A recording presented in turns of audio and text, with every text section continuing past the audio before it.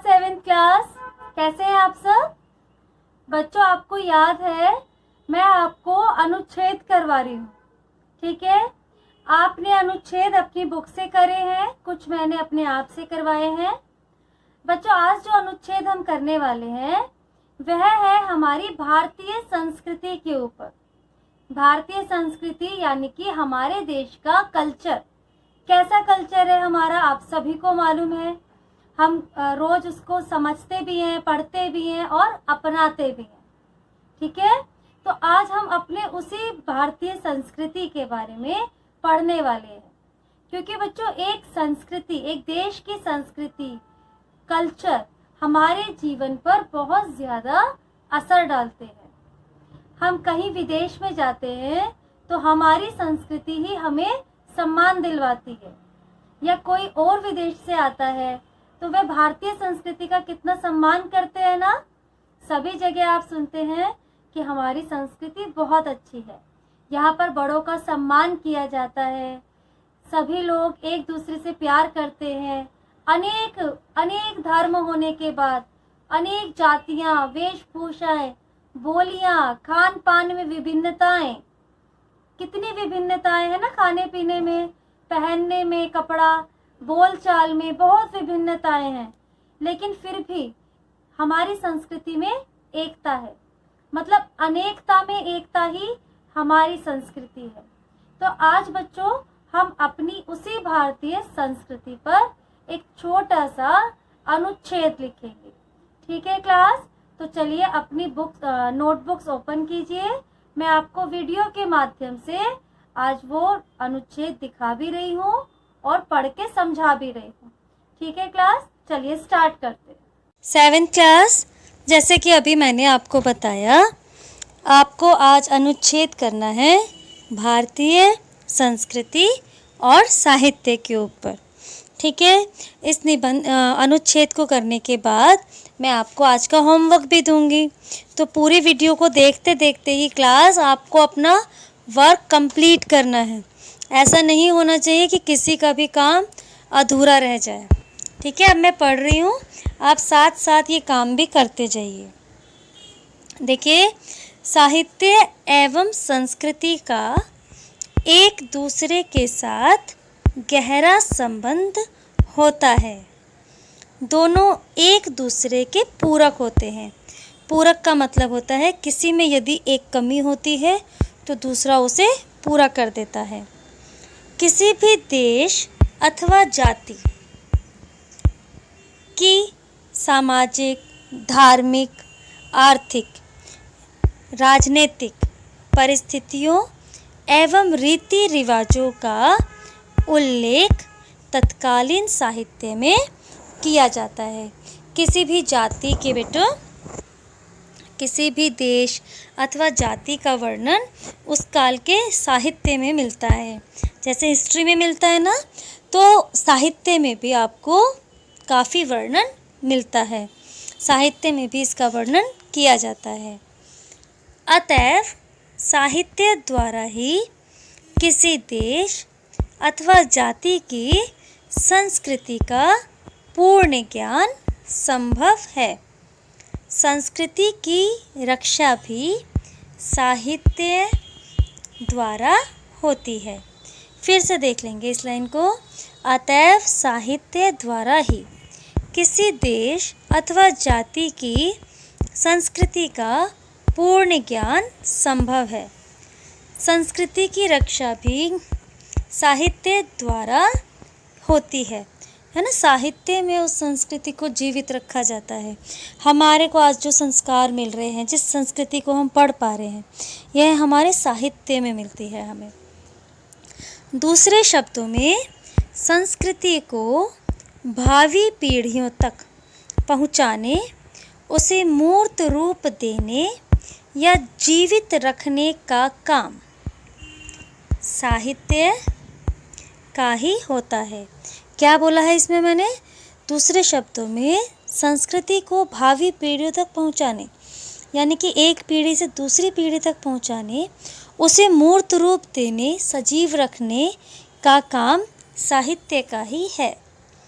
भारतीय साहित्य में प्राचीन भारतीय संस्कृति का उल्लेख मिलता है।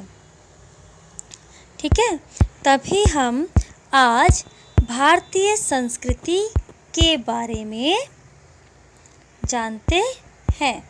कहाँ से हमें अपनी संस्कृति के बारे में पता चल रहा है बेटा? साहित्य से। ठीक है, साहित्य यानी लिटरेचर। भारत विविधताओं का देश है।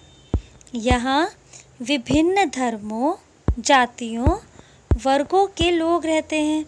जैसा मैंने बताया भी था आपको, बहुत अलग अलग धर्म को मानने वाले, बोलियों वाले, खान पान वाले, वेशभूषा वाले लोग यहाँ पर रहते हैं। वस्तुतः यह विविधता केवल बाह्य है। असलियत में क्या है? अनेकता में एकता है। यह विविधता, अलग अलगपन सिर्फ ऊपरी है।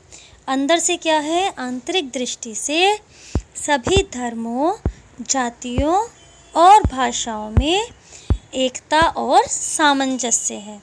ठीक है, सभी धर्म जाति एक हैं। साहित्य के अध्ययन से पता चलता है कि उसके साहित्य और संस्कृति में समन्वय की भावना प्रमुख है।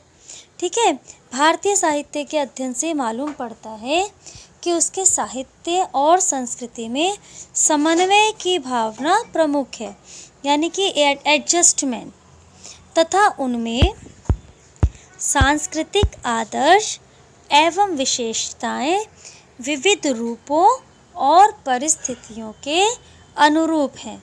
सांस्कृतिक आदर्श एवं विशेषताएं, वो सब क्या है? परिस्थितियों के अकॉर्डिंग है वो सारी चीज़ें। ठीक है क्लास, तो ये आज अपने अनुच्छेद पढ़ा भारतीय संस्कृति के ऊपर। एक बार मैं इस अनुच्छेद को दोबारा पूरा पढ़ देती हूँ, उसके बाद मैं आपको होमवर्क बताती हूँ। देखिए, भारतीय संस्कृति और साहित्य आपका अनुच्छेद है।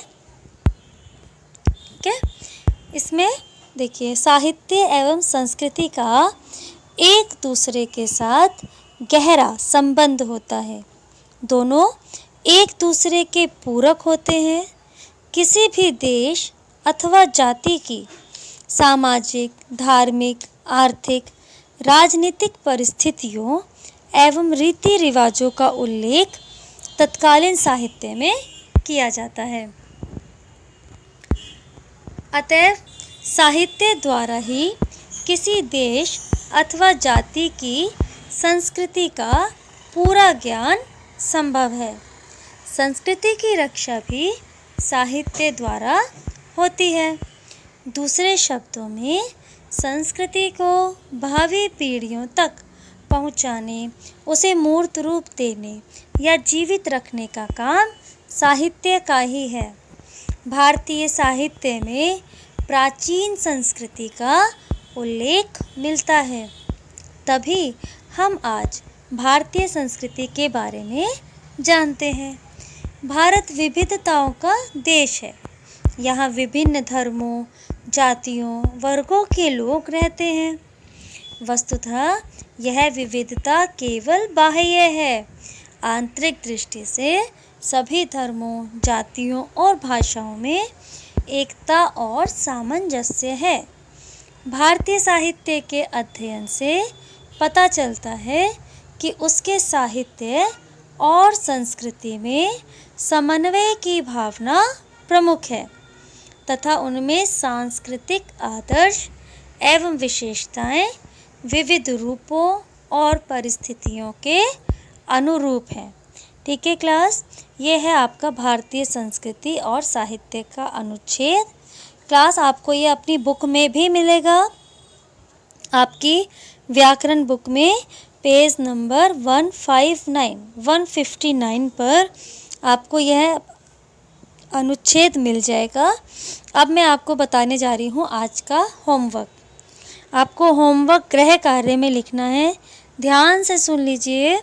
संस्कृति भारत की पहचान। ठीक है, इस विषय पर आपको अनुच्छेद गृह कार्य में करना है। मैं क्लास में किसी भी बच्चे से सुनूंगी, क्या होमवर्क है? संस्कृति भारत की पहचान, इस विषय पर आपको अनुच्छेद लिखना है। किसी भी बच्चे से मैं सुनूंगी, इसलिए सबका होना चाहिए। कोई एक्सक्यूज़ नहीं देगा कि मैम नहीं हो पाया।